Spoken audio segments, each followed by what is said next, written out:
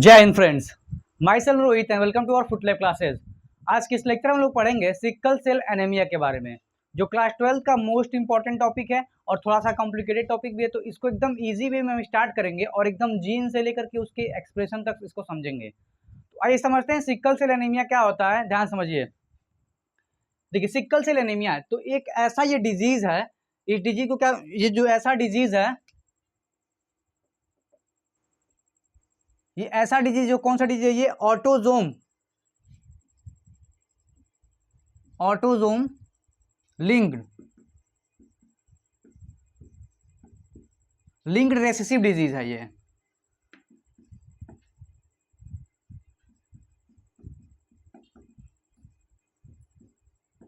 ये autosome link recessive disease है, यानी ये ऐसा डिजीज जो कैसा है, ऑटोजोम और लिंक रेसेसिव डिजीज, यानी ऑटोजोम से लिंक और रेसेसिव डिजीज है। तो आइए समझते हैं ऑटोजोम क्या होता है। ऑटोजोम का मतलब होता है, देखिए हमारे बॉडी के अंदर जो क्रोमोजोम होते हैं, हमारे बॉडी में क्रोमोजोम कितने होते हैं, 46 क्रोमोजोम होते हैं। हमारे बॉडी में 46 क्रोमोजोम होते हैं। तो इस 46 क्रोमोजोम के अंदर जो 46 क्रोमोजोम है, उसमें से out of 46, 44 are autosome and remaining 2 are sex chromosome.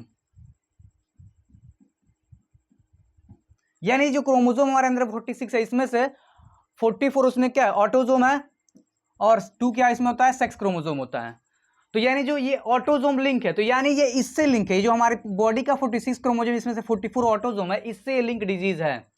अब बात करते हैं रेसेसिव का मतलब क्या होता है। देखिए ध्यान से, कोई भी जीन होता है, जो जीन होता है हमेशा वो पेयर में होगा। किस में होगा, ये पेयर में होगा। जो भी जीन होगा किस में होगा, ये पेयर में होगा। तो जो जीन होता है वो पेयर में होता है। तो ध्यान से देखिए, अगर यहाँ पे समझ लीजिए कोई जीन था, ये और ये क्या है, कोई जीन है, दोनों पेयर में है, दोनों को मिलाकर जीन बोलना है। तो अगर किसी इंडिविजुअल के अंदर एक वाला जीन, एक जीन नॉर्मल है, यानी ये पेयर में से एक जीन नॉर्मल है और इसी पेयर का दूसरा जीन जो है डिजीज वाला है, तो इस पर्सन को कभी डिजीज नहीं होगा, क्योंकि ये रेसेसिव है। यानी एक वाला जो नॉर्मल वाला जीन है वो काम चला लेगा, जिसकी वजह से डिजीज नहीं होगा। तो इस टाइप को क्या बोलते हैं, यानी यहाँ एक इसमें से नॉर्मल था और एक डिजीज था, तभी भी इसको डिजीज नहीं हुआ है, इसको बोलते हैं रेसेसिव। यहाँ पे इसको डिजीज नहीं होगा, इसको रेसेसिव बोलते हैं। और एक केस ये होता है कि अगर किसी इंडिविजुअल के अंदर एक जीन नॉर्मल है और एक जीन क्या है, डिजीज वाला है, और ये ओवरऑल इसको डिजीज शो हो रहा है, तो इस केस को क्या बोलते हैं हम लोग, डोमिनेंट बोलते हैं। यानी एक ही जीन खराब होने की वजह से इसको डिजीज हो गया, तो इसको डोमिनेंट, और यहाँ पे एक जीन खराब होने से डिजीज नहीं हो रहा, तो इसको क्या बोलेंगे, रेसेसिव। तो ये एक ऑटोजोम, यानी इस 44 क्रोमोजोम से लिंक रेसेसिव डिजीज है। अब आगे देखिए, समझते हैं क्या होता है इसके अंदर, कैसे।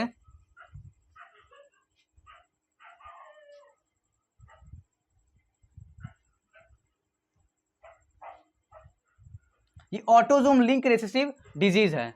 तो ये जो बीमारी है, ये डिजीज है, कैसे होता है ये, तो ध्यान समझिए। सबसे पहले ये इसमें दिक्कत क्या होती है, तो दिक्कत यहाँ पे क्या होती है, जो हमारा हीमोग्लोबिन होता है, वो जो हीमोग्लोबिन है, देखिए हमारे पास क्या मिलता है, हमारे पास होती है आरबीसी। हमारे बॉडी में क्या होता है, यहाँ पे आरबीसी, जिसको रेड ब्लड सेल्स बोलते हैं। सिकल सेल का मतलब होता है जो सेल है वो सिकल सेल में कन्वर्ट हो जाएगा, जो आरबीसी है। आरबीसी के ऊपर यहाँ पे एक स्पेशल टाइप की प्रोटीन होती है, इस प्रोटीन को हम लोग क्या बोलते हैं, इस स्पेशल टाइप को प्रोटीन को हम लोग क्या बोलते हैं, हीमोग्लोबिन बोलते हैं। इसको हम लोग हीमोग्लोबिन बोलते हैं, ठीक। ये जो हीमोग्लोबिन है, इसका स्ट्रक्चर देखा जाए तो कुछ इस तरीके का होता है। अगर इसके स्ट्रक्चर के बारे में बात करें हम लोग, तो स्ट्रक्चर कुछ इसका ऐसा होता है, इसमें 2 सब यूनिट होते हैं, 2 अल्फा सब यूनिट होगा और 2 क्या होता है इसके अंदर, बीटा सब यूनिट होता है। यानी अगर ये अल्फा सब यूनिट है तो ये अल्फा सब यूनिट होगा। यानी हमारी जो ये प्रोटीन है, इसके अंदर जो हीमोग्लोबिन है, इस हीमोग्लोबिन की बात कर रहे हैं, 2 इसमें अल्फा सब यूनिट होता है और 2 इसमें बीटा सब यूनिट होता है। और इन सब यूनिट के अंदर कुछ क्या मिलते हैं हमको, हीम मिलते हैं। यहाँ पे क्या मिलते हैं, हीम। ये क्या होते हैं, हीम। जिनके अंदर आयरन कंटेन करते हैं, ये आयरन कंटेन इनको ये आयरन कंटेन करते हैं। यानी जो हमारा हीमोग्लोबिन है जो आरबीसी के ऊपर मिल रहा है उसके दो सब यूनिट है, एक 2 अल्फा होते हैं, 2 बीटा होते हैं। यानी जो हीमोग्लोबिन है, तो बात किया जाए इसमें हम लोग किसके ऊपर बात करते हैं, हीमोग्लोबिन का जो ये जो सब यूनिट है, इसी वजह से दिक्कत होती है। तो ये जो सब यूनिट है इसमें ये वाला सब यूनिट अल्फा ग्लोबिन इसको बोलते हैं, अल्फा ग्लोबिन। और इसको क्या बोलते हैं हम लोग, बीटा ग्लोबिन बोलते हैं। यानी ये जो हीमोग्लोबिन है किससे मिलकर बना, प्रोटीन से। ये किस चीज से मिलकर बना, प्रोटीन कौन सा है, एक अल्फा ग्लोबिन है, और एक क्या हमारे पास है, बीटा ग्लोबिन है, और एक हमारे पास क्या इसमें हीम ग्रुप है जो क्या कंटेन कर रहा है, यहाँ पे आयरन कंटेन कर रहा है। आई होप यहां तक आपको समझ आएगा कि हीमोग्लोबिन का स्ट्रक्चर कुछ इस तरीके का है। तो ये बीमारी जो है, डिजीज जो है सिकल सेल एनीमिया किसके वजह से होता है, तो बीटा ग्लोबिन जो है, इस बीटा ग्लोबिन में दिक्कत होने की वजह से, इस बीटा ग्लोबिन में क्या होता है, सब्स्टिट्यूशन, इस बीटा ग्लोबिन में सब्स्टिट्यूशन होने की वजह से ये डिजीज शो होती है। तो आइए समझते हैं ये बीटा ग्लोबिन में सब्स्टिट्यूशन कैसे होता है। ध्यान से देखिए, ये जो बीटा ग्लोबिन है एक तरह से प्रोटीन है, ये दोनों क्या है, ग्लोबिन जो है एक तरह से क्या है, प्रोटीन है। ये क्या है, प्रोटीन, यानी ये पॉलीपेप्टाइड है। ये जो बीटा ग्लोबिन चेन है इसको कौन बनाता है, यानी जो बीटा ग्लोबिन वाला प्रोटीन इसको कौन बनाता है, तो हमारे बॉडी के अंदर जो क्रोमोसोम है, सपोज करिए क्या हमारा है, क्रोमोसोम है। क्रोमोसोम कौन सा हमारा है, ये क्रोमोसोम 11। जो क्रोमोसोम 11 है, तो यहां मान चलिए क्रोमोसोम 11 पे कोई जीन है, उसको HBB जीन बोलते हैं। ये जो HBB जीन है ये क्या बनाता है, ये बीटा ग्लोबिन चैन बनाने के लिए रिस्पॉन्सिबल है। यानी जो HBB यहाँ पे जीन है जो क्रोमोसोम 11 पे मिल रहा है वो बीटा ग्लोबिन चैन बनाता है। अब देखिए क्रोमोसोम 11 किसके अंदर आएगा, जो इसके पहले पढ़ चुके हैं हम लोग 46 क्रोमोसोम, उसके अंदर आएगा। तो ये कौन सा हमारा है, ऑटोसोम है। यहां तक आई होप क्लियर हो गया कि जो बीटा ग्लोबिन चैन है इसको HBB जीन बना रहा है, जो किसमें हमारा पार्ट लेता है, हमारे हीमोग्लोबिन में एक पार्ट है, ये हीमोग्लोबिन का क्या है, पार्ट है। अब देखिए एनसीईआरटी के बुक में क्या समझाया होगा, किस तरीके से ये बीमारी होती है, डिजीज होता है। तो ध्यान समझिए, यहां तक आई होप आपको समझ में आ गया कि आरबीसी के ऊपर हीमोग्लोबिन है, उसका स्ट्रक्चर 2 अल्फा सब यूनिट 2 बीटा सब यूनिट ग्लोबिन से मिलकर के बना हुआ है, जिसमें से एक सारे जो ग्लोबिन है उसमें हीम ग्रुप होता है, आयरन होता है, यानी अल्फा ग्लोबिन, बीटा ग्लोबिन और हीम ग्रुप, जिसमें से जो बीमारी होती है वो बीटा ग्लोबिन की वजह से होती है। बीटा ग्लोबिन में दिक्कत होती है। बीटा ग्लोबिन को कौन बनाता है, तो HBB जीन जो क्रोमोसोम 11 पे प्रेजेंट होता है। अब आगे देखिए एनसीईआरटी बुक में क्या समझा रहा है, कैसे वो जो बीमारी है, डिजीज है, कैसे शो करता है। ध्यान से देखिए अब आगे,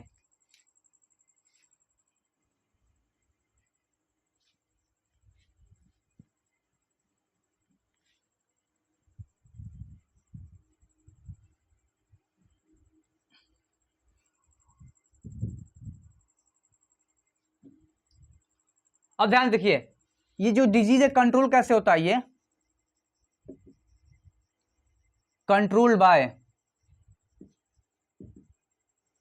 single pair of gene and that is HBA and HBS। यानी जो जीन है, ये जो डिजीज है कैसे कंट्रोल होता है, ये जो डिजीज कंट्रोल कैसे होता है, इसको कंट्रोल करता है सिंगल पेयर ऑफ जीन, जिसको HBA और HBS बोलते हैं। HBA और HBS की वजह से क्या होता है, ये डिजीज जो है कंट्रोल होती है। तो देखिए किस केस में ये डिजीज होगा, तो पहला केस क्या होगा, यानी जो भी इंडिविजुअल होता है उसके अंदर जो जीन होता है वो पेयर में हमेशा आएगा। तो अगर उस इंडिविजुअल के अंदर HBA प्लस HBS ये वाला जीन आ गया, तो ये इंडिविजुअल कैसा होगा, कैरियर होगा, यानी इसको कोई बीमारी नहीं होगी, लेकिन 50% चांस है कि वो अपने प्रोजनी के अंदर अपना ये वाला जो जीन है HBS, इसी की वजह से वो डिजीज होती है। तो देखिए HBA और HBS होगा तो क्या होगा, कैरियर होगा। दूसरा केस क्या हो सकता है, HBA प्लस HBA, तब इस केस में क्या होगा, वो एकदम नॉर्मल होगा, वो एकदम नॉर्मल इंडिविजुअल होगा। और तीसरा केस क्या होगा, HBS प्लस HBS, अगर ये किसी इंडिविजुअल के अंदर दोनों जो जीन था HBS आ गया, तब यहाँ पे क्या होगा, उसको डिजीज वो शो करेगा।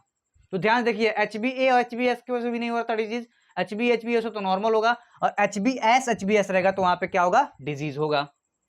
तो ये दोनों तो इन दोनों में डिजीज यहाँ पे हमको देखने को नहीं मिला, बस यहाँ पे डिजीज देखने को मिल रहा है।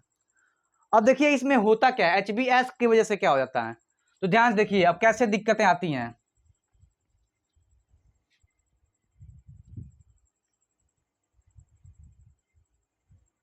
अब हम पहले पढ़ चुके हैं कि हमारी डिजीज जो है किसकी वजह से होता है, तो बीटा ग्लोबिन चैन में दिक्कत होने की वजह, जो हीमोग्लोबिन का क्या एक पार्ट है। ध्यान से एक बार फिर से समझ लीजिए, यहां पे क्या है, बीटा ग्लोबिन चैन, या इसको प्रोटीन भी बोल सकते हैं, एक प्रोटीन है जिसको कोड कौन करता है, कोड कौन सा करता है, जीन इसमें कौन सा कोड करता है, तो HbA इसको क्या करता है, कोड करता है, बीटा ग्लोबिन चैन को कोड, यानी इसी की वजह से क्या होती है, वो जीन हमारा ये बीटा ग्लोबिन चैन बनाता है, इसके वजह से। ठीक है, तो आगे देखिए कैसे इसकी वजह से दिक्कत आ रही है। तो नॉर्मल केस में देखिए क्या होगा, अगर ये वाला जीन होगा, ध्यान देखिए, अगर HbA यानी ये वाला जीन है, तो वहां पे क्या होगा, जो जीन हमेशा पता है डीएनए को बोलते हैं, तो यहां देखिए दो स्टैंड, डीएनए का दो स्टैंड होता है, कि ये स्टैंड हो गया और एक ये स्टैंड हो गया। तो अगर ये वाला जीन रहेगा, ये जीन, तो इसमें क्या होगा, यहां पे GAG,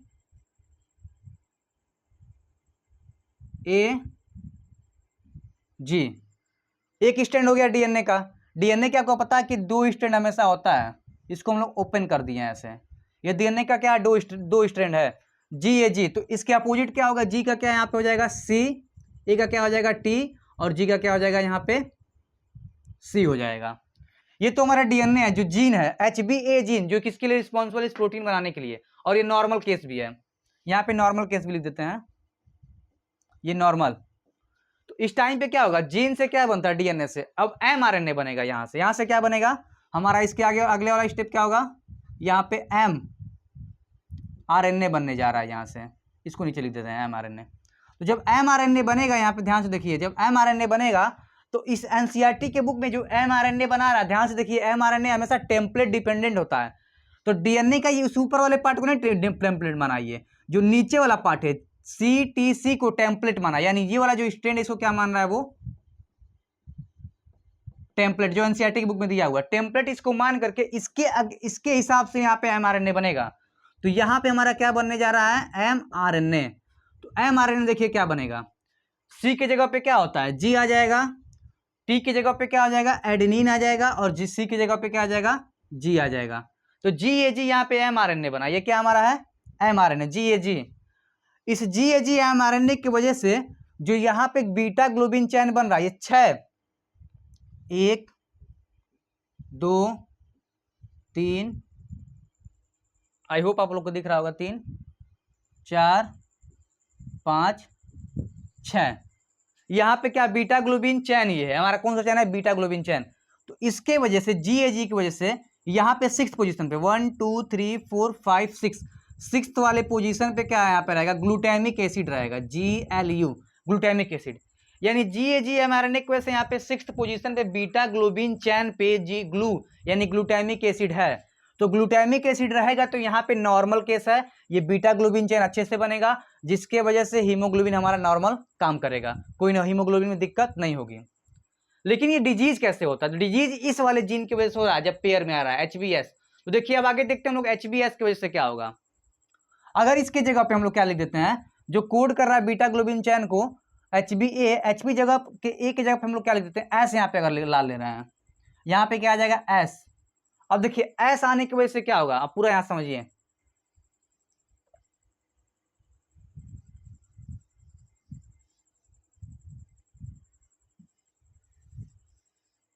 अगर यहां पे हम लोग क्या लिख दिए, S ला दिए, तो अब देखिए यहां पे एबनॉर्मल कंडीशन आ गया,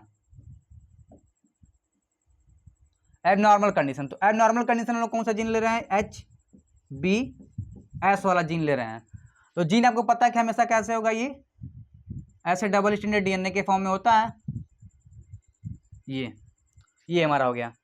तो अब देखिए यहां पे हम लोग इसको ये मान रहे थे, तो वहां पे क्या था, GAG था, यहां पे क्या हो जाएगा, GTG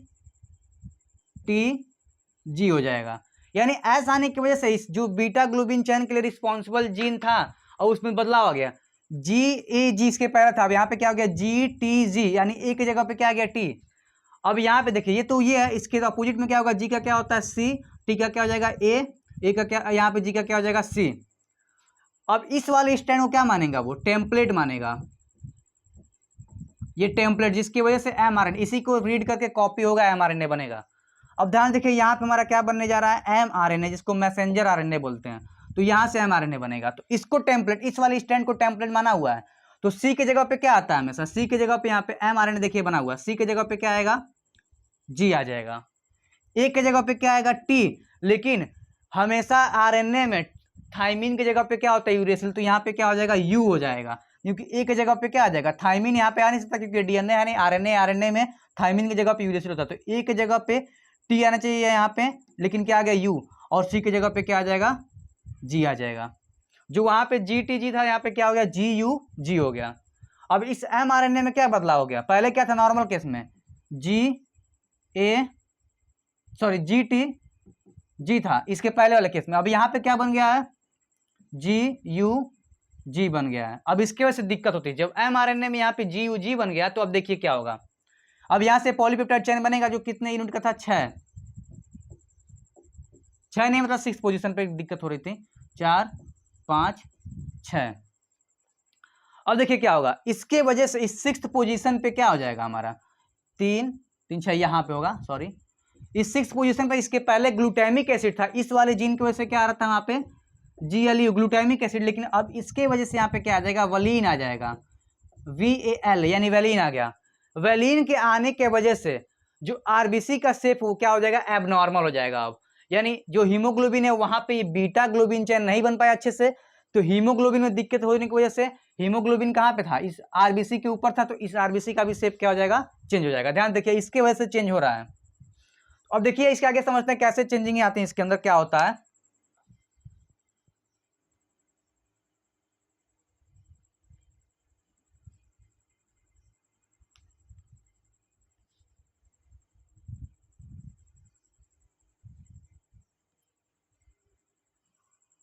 देखिए आगे देखिए यहां पे क्या था हमारे पास, नॉर्मल केस में क्या था, नॉर्मल में हमारा mRNA क्या बना था जी बना था, लेकिन एब नॉर्मल में क्या हो गया है, यानी जब इस टाइम पे जीन कौन सा था HbA था, अब यहाँ पे क्या हो गया HbS वाले जीन में, तो यहाँ पे mRNA कौन सा बन रहा है GUG बन रहा है। GAG की वजह से कौन सा यहाँ पे आ रहा था 6th पोजीशन पे क्या आ रहा था ग्लूटामिक एसिड, और यहाँ पे इसकी वजह से 6th पोजीशन पे क्या आ रहा है वलीन आएगा। तो 6th पोजीशन में ग्लूटामिक एसिड आने की वजह से आरबीसी का शेप ऐसे रहेगा, जो आरबीसी का शेप है ऐसा रहेगा। कब ऐसा रह रहा है, जब इस हीमोग्लोबिन पे हीमोग्लोबिन के जो चैन है वहां पे क्या हमारा है 6th पोजीशन पे क्या हमारा ग्लूटामिक एसिड है, तब इसका शेप ऐसा रहेगा। लेकिन दूसरे केस तो पहला केस है, लेकिन जब ये वाला केस आ रहा है तो वहां पे क्या हो जा रहा है हीमोग्लोबिन का शेप ऐसे हो जाएगा, सिक्कल लाइक हो जाएगा। ये कौन सा हमारा शेप है सिक्कल लाइक, ये तो नॉर्मल था, दूसरे केस में क्या हो जा रहा है ये सिक्कल यानी हंसिए किस प्रकार का हो जा रहा है ये। अब दोनों में दिक्कत क्या होती है देखिए ध्यान से, ये जब ऑक्सीजन यहाँ पे हीमोग्लोबिन का काम क्या होता है, जो HB होता है वो क्या करता है कैरी करता है, कैरी ऑक्सीजन को कैरी करेगा। तो यहाँ पे हीमोग्लोबिन का स्ट्रक्चर अच्छा नहीं है, तो हीमोग्लोबिन ऑक्सीजन के कम प्रेजेंस में पॉलीमराइज होगा, तो इसका शेप यहाँ से आरबीसी का शेप जो था, जो आरबीसी का शेप था ऐसा था बाई कॉनकेव, इसको बोलते हैं बाई कॉनकेव शेप था। अब यहाँ से किस में आ गया ये सिक्कल सेल में आ गया है। तो यहाँ पे देखिए यहाँ पे इस केस में तो ऑक्सीजन ज्यादा कैरी होगा, लेकिन इस केस में जो ऑक्सीजन की कैपेसिटी है जो बाइंडिंग होने की वो क्या हो जाएगी घट जाएगी, जिसकी वजह से क्या होती है दिक्कतें होती हैं, यानी ह्यूमंस को ऑक्सीजन कमी होने लगी। और एक और प्रॉब्लम ये होता है कि अगर मान लीजिए हमारे पास ये ब्लड वेसल्स है, तो ब्लड वेसल्स के अंदर अगर आरबीसी ऐसे राउंड शेप में रहेगा तो आसानी से फ्लो करते हुए निकल जाएगा, ये चाहे इधर चला आएगा। लेकिन अगर ब्लड वेसल्स के अंदर ये ऐसे हो जाएगा हंसिए की तरह हो जाएगा ये, तो आकर के क्या करेगा ये ब्लॉकेज करेगा, ये ब्लॉकेज भी कर सकता है।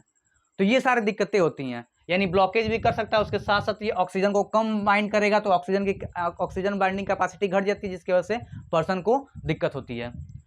और उसके साथ साथ एक इसमें बेनिफिट ये होता है, बेनिफिट क्या हम लोग मान सकते हैं, मतलब डिजीज तो हो गया, लेकिन एक इसमें फायदा ये होता है सिकल सेल वाले में कि जो मलेरिया पैरासाइट जो है, प्लाज्मोडियम जो होता है, वो ज्यादा तेजी से क्या ग्रोथ नहीं कर पाता अपना, यानी मलेरिया इस पर्सन को कभी हो नहीं सकता जिसको सिकल सेल एनीमिया हुआ है।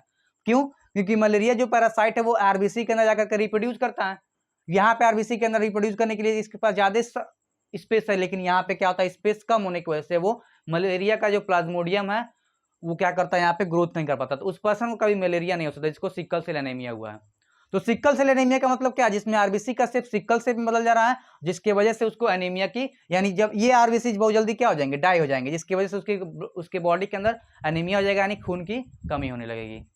तो ये था हमारा लेक्चर सिकल सेल एनीमिया के बारे में। आई होप ये लेक्चर आपको समझ आया होगा, और अगर ये लेक्चर आपको समझ आया होगा तो प्लीज इसको लाइक, सब्सक्राइब और शेयर जरूर करें। Thank you.